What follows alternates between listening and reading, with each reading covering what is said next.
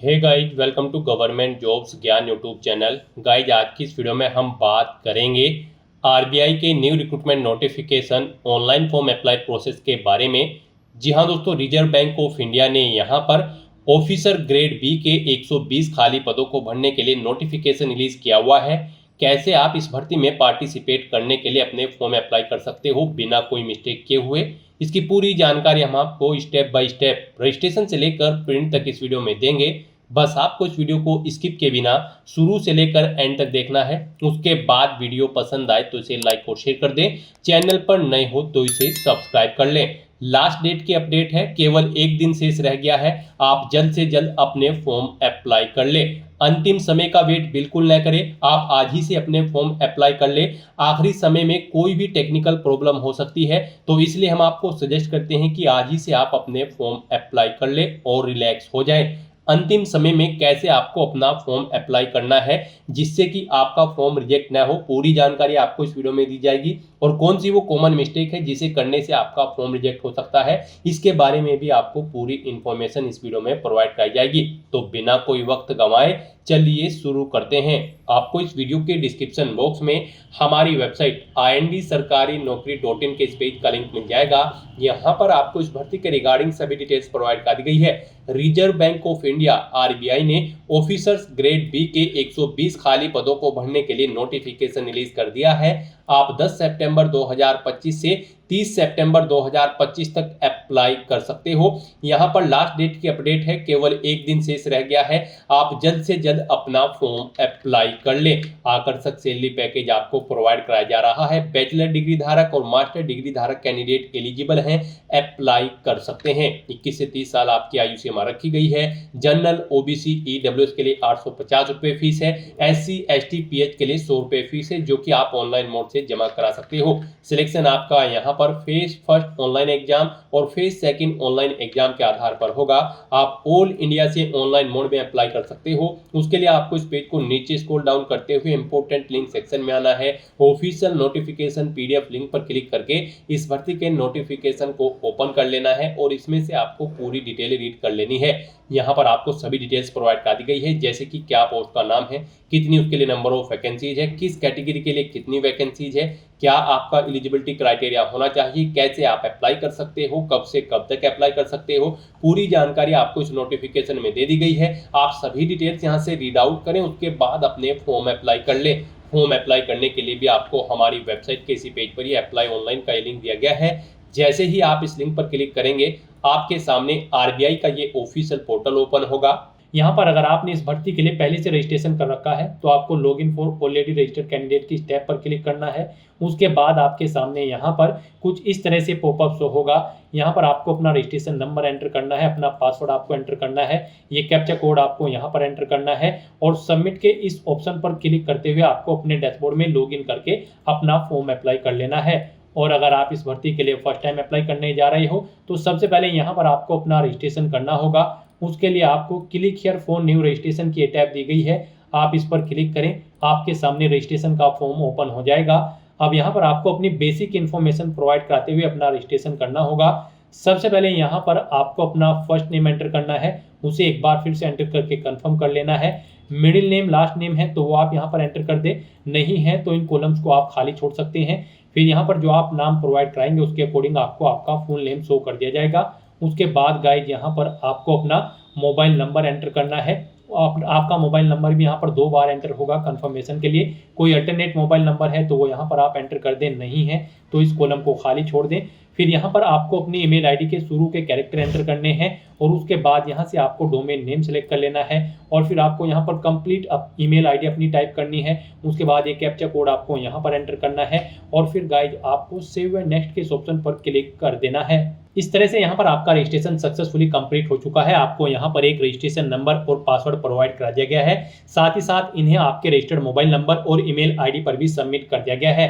आपको इन्हें carefully note down करके रख लेना है फ्यूचर यूज के लिए। और यहाँ पर गाइड अब आपको अपना फोटो अपलोड करना है, पासपोर्ट साइज फोटो, फिर आपको अपना लाइव फोटो कैप्चर करना है और उसके बाद यहाँ पर आपको अपने सिग्नेचर अपलोड करने हैं। इनके लिए आपको गाइडलाइन दी गई है, आपको यहाँ पर लिंक दिया गया है, guideline for scanning the photograph and signature. आपको इस लिंक पर क्लिक करना है। उसके बाद आपके सामने ये PDF ओपन हो जाएगी। इसमें से आप चेकआउट कर सकते हो आपके इन डॉक्यूमेंट के लिए क्या गाइडलाइन है। यहाँ पर जब आप अपना फोटो अपलोड करेंगे, पासपोर्ट साइज जो आपका कलर फोटो होगा उसका साइज 4.5 सेंटीमीटर इंटू 3.5 सेंटीमीटर होना चाहिए। यहाँ पर ये 20 KB से 50 KB के बीच में होना चाहिए। JPG या फिर JPEG फॉर्मेट में आपका फोटो होना चाहिए। और जो फोटो आप कैप्चर करेंगे, फोटो कैप्चर करते समय आपको कुछ चीज़ों का ध्यान रखना होगा। जिस स्थान पर आप अपना फोटो कैप्चर करेंगे वहां पर प्रॉपर वे में लाइट होनी चाहिए, सिंपल प्लेन बैकग्राउंड आपका होना चाहिए। और फोटो कैप्चर करते समय यहाँ पर आपको अपने चेहरे पर कोई मास्क नहीं लगाना है, कोई चश्मा वगैरह नहीं पहनना है, ना ही कानों में कोई ईयरफोन्स या फिर ब्लूटूथ वगैरह आपको लगाने हैं। और जब आप अपना यहाँ पर सिग्नेचर अपलोड करेंगे, वो यहाँ पर उसका साइज 140 इंटू 60 पिक्सल उसकी डायमेंशन होनी चाहिए। 10 KB से 20 KB के बीच में आपके सिग्नेचर होने चाहिए। व्हाइट पेपर पर यहाँ पर एक ब्लैंक इंक पेन से आपको अपने सिग्नेचर करने होंगे और कैपिटल लेटर्स में आपको अपने सिग्नेचर नहीं करने हैं। तो आपको दी गई गाइडलाइंस के अकॉर्डिंग अपने डॉक्यूमेंट अपलोड करने हैं, अदरवाइज आपका फॉर्म रिजेक्ट हो सकता है। यहाँ पर अगर आपके किसी डॉक्यूमेंट का साइज कम या ज्यादा है तो आप गूगल पर जाएं, इमेज रिसाइजर टाइप करें, मल्टीपल ऑनलाइन वेबसाइट ओपन होगी, वहां पर आप जिस भी डॉक्यूमेंट का साइज सेट करना चाहते हैं उस वेबसाइट पर आप अपना डॉक्यूमेंट अपलोड करके उसका साइज सेट करके वहां से डाउनलोड करके उसे यहाँ पर आप अपलोड कर दें। यहाँ पर अपना फोटो अपलोड करने के लिए आपको ब्राउज के इस ऑप्शन पर क्लिक करना है, फाइल को सिलेक्ट कर लेना है और अपना फोटो यहाँ पर अपलोड कर देना है। फिर यहाँ पर आपको कैप्चर फोटो के इस ऑप्शन पर क्लिक करना है और अपने वेब कैमरा या फिर मोबाइल फोन के थ्रू आपको अपना लाइव फोटो कैप्चर कर लेना है। और यहाँ पर फोटो कैप्चर करने के लिए आपको ये QR कोड भी दिया गया है। आप क्लिक हेयर टू स्कैन के इस ऑप्शन पर क्लिक करें, इस QR कोड को अपने मोबाइल फोन से स्कैन करें। जो आपका QR कोड रीडर ऐप है उसके थ्रू आप इसे यहाँ पर स्कैन करें और अपना लाइव फोटो कैप्चर कर दें। फिर आप इस चेकबॉक्स को ओके करेंगे। उसके बाद यहाँ पर आपको अपने सिग्नेचर अपलोड करने हैं। उसके लिए भी आपको ब्राउज के इस ऑप्शन पर क्लिक करना है, फाइल को सिलेक्ट कर लेना है और अपने सिग्नेचर्स को यहाँ पर आपको अपलोड कर देना है। उसके बाद आपको इस चेकबॉक्स को ओके करना है। इस तरह से अपना फोटो, सिग्नेचर और लाइव फोटो कैप्चर करने के बाद फिर आपको नेक्स्ट के इस ऑप्शन पर क्लिक कर देना है। नेक्स्ट यहाँ पर आपको अपनी बेसिक डिटेल्स प्रोवाइड करनी है। यहाँ पर सबसे पहले आपको अपनी पोस्ट सेलेक्ट करनी है। आप ऑफिसर ग्रेड B की किस पोस्ट के लिए अप्लाई करना चाहते हैं, DR जनरल या फिर department of economics and policy research DEPR या फिर आप DSIM। आप अपनी चॉइस के अकॉर्डिंग यहाँ पर ऑफिसर ग्रेड B की पोस्ट सेलेक्ट करें। आप ऑफिसर ग्रेड B की जिस भी डिसिप्लिन के लिए अप्लाई करना चाहते हो यहाँ पर आप सिलेक्ट कर लें। उसके बाद यहाँ पर आपको अपनी कैटेगरी सिलेक्ट करनी है। फिर यहाँ पर आपको, अगर आप रिजर्व कैटेगरी से बिलोंग करते हैं तो फिर यहाँ पर आपको अपना कास्ट सर्टिफिकेट नंबर देना है। सर्टिफिकेट किस डेट को इशू हुआ है वो डेट आपको सिलेक्ट कर लेनी है। और अगर आप जनरल कैटेगरी कैंडिडेट होंगे तो फिर आपको ये डिटेल नहीं देनी होगी। फिर यहाँ पर आपसे पूछा गया कि क्या आप person with benchmark disability candidate है और आपकी डिसेबिलिटी 40% से अबव है। अगर है तो आप येस ऑप्शन सेलेक्ट करेंगे। फिर अपनी डिसेबिलिटी की कैटेगरी यहाँ पर आप सिलेक्ट करेंगे। उसके बाद यहाँ पर आपको अपनी डिसेबिलिटी का नेचर सेलेक्ट करना है। और गाइज अगर आप यहाँ पर बेंचमार्क डिसेबिलिटी कैंडिडेट नहीं है तो आप नो ऑप्शन सेलेक्ट करेंगे। फिर आपसे पूछा गया कि क्या आप person with specified disability cover करते हैं under the definition of section 2S। अगर करते हैं तो यस करें, नहीं तो नो ऑप्शन सेलेक्ट करें। उसके बाद यहाँ पर आपसे पूछा गया है, आपको इस पेज को नीचे स्क्रॉल डाउन करना है। यहाँ पर अगर आप डिसेबिलिटी वाले कैंडिडेट हैं तो फिर आपको ये डिटेल्स यहाँ पर प्रोवाइड करनी होगी कि क्या आपको एग्जाम के दौरान स्क्राइब की जरूरत पड़ेगी या फिर नहीं। आप यहाँ पर इन्हें रीड आउट करके ये डिटेल्स प्रोवाइड कर सकते हैं। फिर यहाँ पर आपसे पूछा गया है कि क्या आप यहाँ पर अंडर द कैटेगरी ऑफ एक सर्विसमैन के आते हैं, यानी कि अगर आप एक सर्विसमैन कैटेगरी के अंतर्गत आते हैं तो फिर यहाँ पर आप यस ऑप्शन सेलेक्ट करेंगे। और फिर यहाँ पर आप अपनी एक सर्विसमैन की कैटेगरी सेलेक्ट करेंगे। नहीं आते हैं तो नो ऑप्शन सेलेक्ट करेंगे। फिर यहाँ पर आपसे पूछा गया कि क्या आपने एमफिल क्वालिफिकेशन कर रखी है, अगर कर रखी है तो यस करेंगे, नहीं कर रखी है तो आप नो ऑप्शन सेलेक्ट कर लेंगे। फिर आपके पास कोई डॉक्टरल डिग्री या फिर PhD क्वालिफिकेशन है तो आप यस करेंगे, नहीं तो नो ऑप्शन सेलेक्ट करेंगे। फिर आपसे पूछा गया है कि क्या आप रिजर्व बैंक ऑफ इंडिया के एम्प्लॉई हैं, अगर हैं तो आप यस करें। और फिर यहाँ पर आप अपना PF इंडेक्स नंबर या फिर एम्प्लॉय ID नंबर देंगे, नहीं है तो यहाँ पर आप नो ऑप्शन सेलेक्ट कर लेंगे। फिर यहाँ पर आपसे पूछा गया कि क्या आपको एज एन ऑफिसर एक्सपीरियंस है, अगर है तो आप यस करेंगे। और फिर कितने साल का एक्सपीरियंस है वो यहाँ पर आप देंगे, नहीं है तो आप नो ऑप्शन सेलेक्ट करेंगे। उसके बाद यहाँ पर आपको इस पेज को नीचे स्क्रॉल डाउन करना है। फिर यहाँ पर आपसे पूछा गया कि क्या आप गवर्नमेंट सर्विस करते हैं, अगर करते हैं तो यस करेंगे और फिर उसकी डिटेल देंगे, नहीं करते हैं तो आप नो ऑप्शन सेलेक्ट कर लेंगे। फिर आपसे पूछा गया कि क्या आप बैंक के एक्स एम्प्लॉय हैं, अगर हैं तो आप यस करें और फिर उसकी डिटेल यहाँ पर आप प्रोवाइड कराएं, नहीं है तो आप नो ऑप्शन यहाँ पर सेलेक्ट कर लेंगे। फिर आपसे पूछा गया कि क्या आप अपने आधार को वेरीफाई करने की सहमति प्रदान करते हैं, आप यस या नो अपने अकॉर्डिंग यहाँ पर ऑप्शन सेलेक्ट करें। फिर यहाँ पर आपको अपना आधार नंबर एंटर करना है, पैन कार्ड नंबर एंटर करना है, अपनी नेशनलिटी आपको सेलेक्ट कर लेनी है। फिर यहाँ पर आपको अपने ऑनलाइन एग्जाम सेंटर सेलेक्ट करने हैं। यहाँ पर आपको 4 चॉइसेस दी गई है, आप पहले स्टेट सेलेक्ट करें, फिर अपनी एग्जाम सिटी सेलेक्ट करें। 4 एग्जाम सिटी यहाँ पर आप सेलेक्ट कर लें। Officer grade B DR general की पोस्ट के लिए, फिर यहाँ पर आपको officer grade B DEPR DSIM के लिए फेज फर्स्ट के ऑनलाइन एग्जाम सेंटर सेलेक्ट करने होंगे अगर आप इन पोस्ट के लिए अप्लाई कर रहे हैं। और अगर आप इन पोस्ट के लिए अप्लाई नहीं कर रहे हैं तो फिर यहाँ पर आपको ये ऑप्शन डिसेबल्ड कर दिए जाएंगे, आपको इन्हें सेलेक्ट नहीं करना है। और उसके बाद यहाँ पर आपको अपने फेज सेकंड के लिए ऑनलाइन एग्जाम सेंटर सेलेक्ट करने हैं। यहाँ पर आपको सेंटर सेलेक्ट करना है, उसका सेंटर कोड आपको शो कर दिया जाएगा। यहाँ पर भी आपको 4 चॉइसेस प्रोवाइड कराई गई है, आप अपने 4 एग्जाम सेंटर फेज सेकंड के लिए भी सिलेक्ट कर लें। और यहाँ पर आपको अपने फेज सेकंड के एग्जाम का मीडियम भी सिलेक्ट कर लेना है, आप इंग्लिश लैंग्वेज में अपना एग्जाम चाहते हैं या फिर हिंदी में, आप अपनी चॉइस के अकॉर्डिंग यहाँ पर ऑप्शन सेलेक्ट करें। फिर यहाँ पर आपको अपनी पर्सनल डिटेल देनी है, अपनी डेट ऑफ बर्थ यहाँ पर आप सेलेक्ट करें। उसके बाद यहाँ पर आपको अपना जेंडर सेलेक्ट करना है। फिर आपसे पूछा गया है कि क्या आपके जुड़वा भाई बहन हैं, अगर हैं तो आप यस करें, उनका जेंडर सेलेक्ट करें और उनका नाम दें, नहीं है तो नो ऑप्शन सेलेक्ट करें। अपना मैरिटल स्टेटस आप सेलेक्ट करें, आप मैरिड हो या फिर अनमैरिड या फिर डाइवोर्स या फिर विडोवर। उसके बाद यहाँ पर आपको अपने फादर का नाम एंटर करना है, अपनी मदर का नाम यहाँ पर आपको एंटर कर देना है। मैरिड हो तो अपने हस्बैंड या वाइफ का नाम यहाँ पर आपको देना होगा। उसके बाद यहाँ पर आपको अपना कोरोस्पोंडेंस एड्रेस एंटर करना है, यहाँ पर आप अपना कोरोस्पोंडेंस एड्रेस एंटर करें। फिर यहाँ पर आप अपना परमानेंट एड्रेस एंटर करें और अगर आपका परमानेंट एड्रेस आपके कोरोस्पोंडेंस एड्रेस के अकॉर्डिंग सेम है तो यहाँ पर same as address for correspondence में इस चेकबॉक्स को ओके कर दें। ऑटोमेटिकली आपका परमानेंट एड्रेस आपके कोरोस्पोंडेंस एड्रेस के अकॉर्डिंग फिल हो जाएगा। उसके बाद यहाँ पर आपको GST इनवॉइसिंग एड्रेस सेलेक्ट कर लेना है, आप जिस एड्रेस पर कम्युनिकेट करना चाहते हैं इस भर्ती प्रोसेस के दौरान वो एड्रेस यहाँ पर आप सेलेक्ट कर लें। उसके बाद यहाँ पर आपको अपनी बैंक डिटेल देनी है, यहाँ पर आपको बैंक अकाउंट होल्डर का नाम देना है, अपना बैंक अकाउंट नंबर देना है, उसे एक बार फिर से देना है और कंफर्म कर लेना है। बैंक और ब्रांच का नाम देना है, अकाउंट का टाइप सेलेक्ट करना है, वो यहाँ पर सेविंग है या फिर करंट है। उसके बाद यहाँ पर आपको अपने बैंक का FSC कोड एंटर करना है। फिर यहाँ पर आपको आपकी कैटेगरी के अकॉर्डिंग एप्लीकेशन फीस का अमाउंट शो कर दिया जाएगा। इस तरह से अपनी ये सभी डिटेल्स यहाँ पर फिल करने के बाद फिर आपको वैलिडेट योर डिटेल के इस ऑप्शन पर क्लिक करके अपनी सभी डिटेल्स वैलिडेट कर लेनी है और उसके बाद फिर आपको यहाँ पर सेव एंड नेक्स्ट के इस ऑप्शन पर क्लिक कर देना है। नेक्स्ट यहाँ पर आपको अपनी एजुकेशनल क्वालिफिकेशन की डिटेल प्रोवाइड करानी है।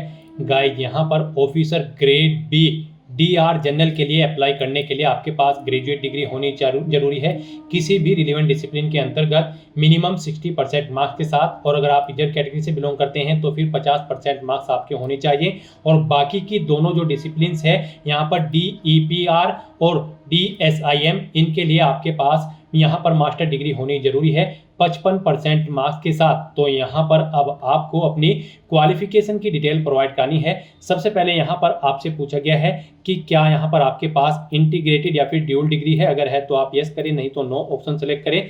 फिर यहाँ पर आपको अपनी 10वीं क्लास की डिटेल प्रोवाइड करनी है। सबसे पहले यहाँ पर आपको सब्जेक्ट या स्ट्रीम देनी है अपनी 10वीं क्लास की, जो सब्जेक्ट आपके पास थे या फिर स्ट्रीम बता दें। फिर यहाँ पर आपको अपने बोर्ड का नाम देना है, जिस बोर्ड से आपने अपनी 10वीं क्लास पास आउट की है। पासिंग डेट यहाँ पर आपको सिलेक्ट करनी है, कितने % मार्क्स आपने ऑब्टेन किए हैं वो आपको एंटर करना है।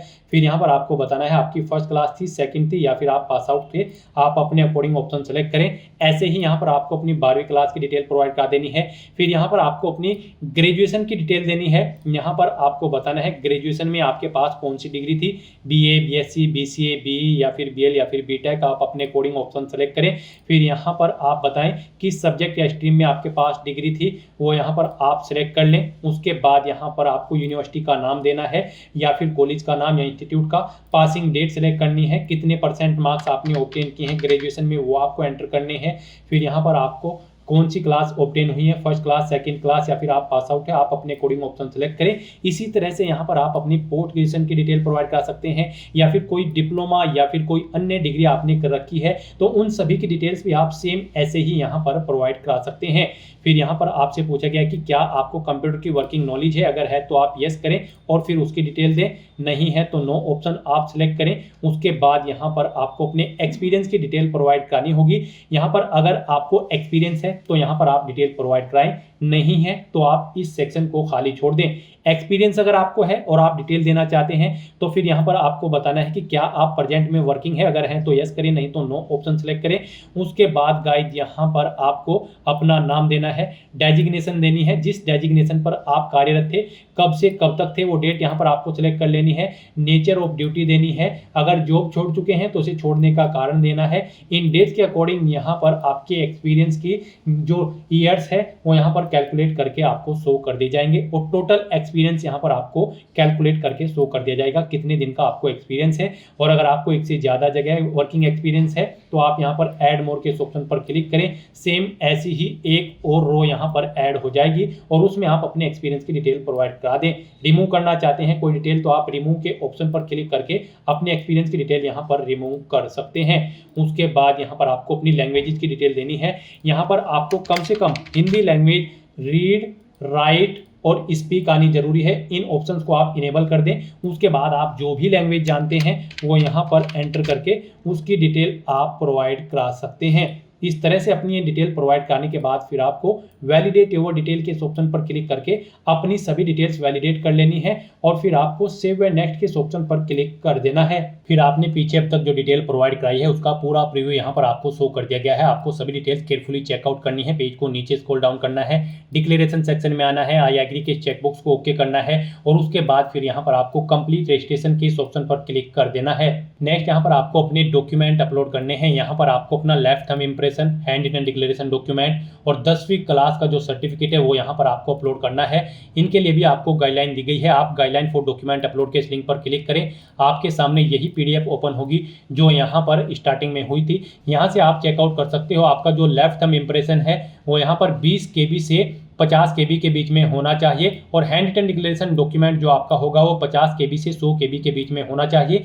ये यहाँ पर JPG या फिर JPEG फॉर्मेट में होने चाहिए और यहाँ पर आपको अपनी 10वीं क्लास का जो सर्टिफिकेट है वो PDF फॉर्मेट में आपको यहाँ पर अपलोड करना होगा।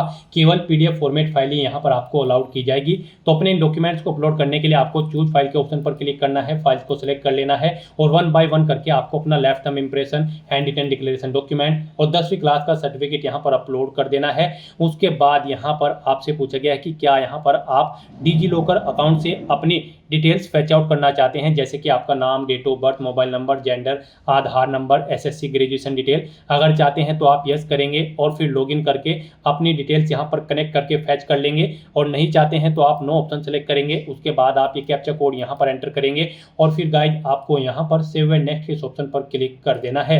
नेक्स्ट आपके सामने कुछ इस तरह से इंटरफेस शो होगा। यहाँ पर आप एप्लीकेशन प्रिंट के इस लिंक पर क्लिक करके अपने एप्लीकेशन फॉर्म का प्रिंट आउट ले सकते हैं और यहाँ पर अब आपको अपनी कैटेगरी के अकॉर्डिंग एप्लीकेशन फीस का अमाउंट पे करना है। यहाँ पर अगर आप जनरल, OBC, EWS कैंडिडेट हैं तो 850 रुपये फीस जमा करेंगे। SC, ST, PH कैंडिडेट हैं तो 100 रुपये फीस जमा करेंगे। फीस का अमाउंट यहाँ पर debit card, credit card, net banking या फिर UPI के माध्यम से आपको जमा करना होगा। तो यहाँ पर आपको आपकी कैटेगरी के अकॉर्डिंग एप्लीकेशन फीस का अमाउंट शो कर दिया गया है। अब आपको ये कैप्चा कोड यहाँ पर एंटर करना है और उसके बाद गाइज यहाँ पर आपको सबमिट के इस ऑप्शन पर क्लिक कर देना है। फिर यहाँ पर आपको फीस पेमेंट के इंटरफेस पर डायरेक्ट कर दिया गया है। आप debit card, credit card, net banking, wallet, cash card, QR या फिर UPI के माध्यम से अपना फीस पेमेंट कर सकते हैं। UPI आपके लिए सबसे बेस्ट और इजी ऑप्शन रहेगा। आप UPI के ऑप्शन पर क्लिक करें, मेक पेमेंट के ऑप्शन पर क्लिक करें, प्रोसीड विद पेमेंट ऑप्शन पर क्लिक करें। उसके बाद यहाँ पर आपको फीस पेमेंट के इंटरफेस पर डायरेक्ट कर दिया जाएगा। UPI में भी आप दो तरह से अपना फीस पेमेंट कर सकते हैं। यहाँ पर आप अपनी UPI ID एंटर करें और मेक पेमेंट के ऑप्शन पर क्लिक करते हुए अपना फीस पेमेंट कर दें, या फिर आप क्लिक हियर टू स्कैन के इस ऑप्शन पर क्लिक करें, ये QR कोड अपने UPI से स्कैन करें और अपना फीस पेमेंट कर दें। सक्सेसफुली फीस पेमेंट करते ही यहाँ पर आपका एप्लीकेशन फॉर्म के सभी स्टेप कंप्लीट हो जाएंगे और आपका फॉर्म सबमिट हो जाएगा। उसके बाद आपको अपने एप्लीकेशन फॉर्म का एक हार्ड कॉपी प्रिंट आउट ले लेना है फ्यूचर यूज के लिए, फ्यूचर रेफरेंस के लिए। तो दोस्तों ऐसे आप RBI ऑफिसर ग्रेड B की इस भर्ती के लिए अपने फॉर्म अप्लाई कर सकते हो बिना कोई मिस्टेक किए हुए। आज की इस वीडियो में बस इतना ही। आई होप ये वीडियो आपको पसंद आई होगी। अगर पसंद आई हो तो इसे लाइक और शेयर करें। चैनल पर नए हो तो इसे सब्सक्राइब कर लें। Thanks for watching.